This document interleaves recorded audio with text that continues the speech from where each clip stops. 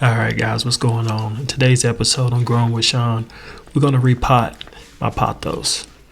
Yeah, it's a Hawaiian pothos. It's beautiful. Alright, what's happening is that the pot that I repotted it in was just too big.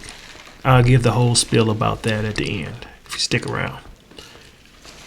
Alright, so right now, as you can see, I'm taking it out the pot and I'm just taking a look. These roots, they are really damaged. So when you have root rot that happens, a lot of times you need to clean around. Most of the time you actually have to cut the roots, if we're being for real. Right now I'm just taking some of those leaves off that I was talking about.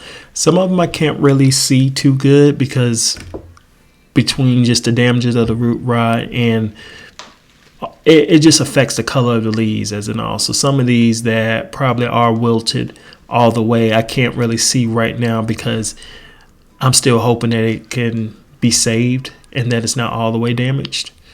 All right, so this is a fertilizer that I've been using on all my plants for the last 3 months, and it's been working really well.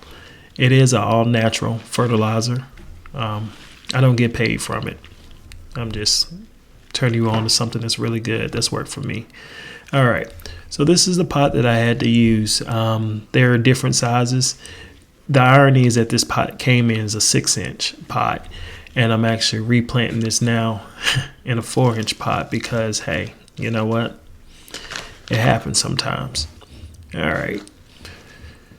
So that's all I'm doing now is to make sure it's a good snug fit. Remember, those roots, they like to feel tight. I'm not talking to the point of being root bound, but they do like to feel snuggle and warm inside. So now I'm going to sprinkle a little bit more of my fertilizer because in the mix of sizing up the pots, I lost a little bit of it. Now, all I'm going to do next is just take some soil and just start going around it gently. After I'm done, I'm going to give it a good watering. Now, what I realized, something to catch this water, or I'm going to have a lot of mud on this table. So y'all going to have to give me a minute. Don't worry. All right, I'm back. Right, so now, since I have a cup now that I can catch my water in, now I'm going to make sure it's thoroughly watered. For the most part, it actually is done because I realized that when the water started hitting my finger that I didn't have a bottom cup. So, hey, here we go. We are done. So now you got to see me repot my pothos. So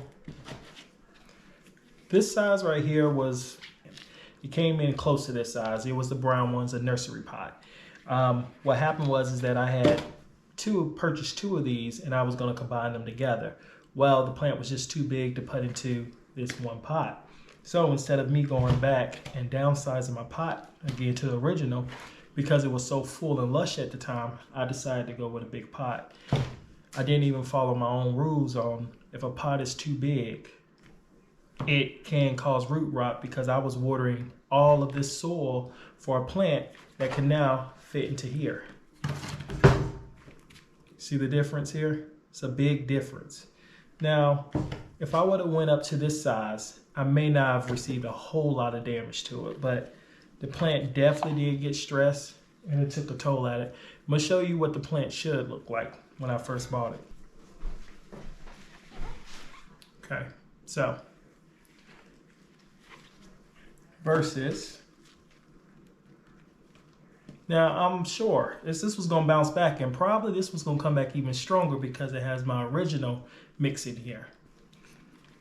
And as always, when you're growing with Sean, it's something to learn.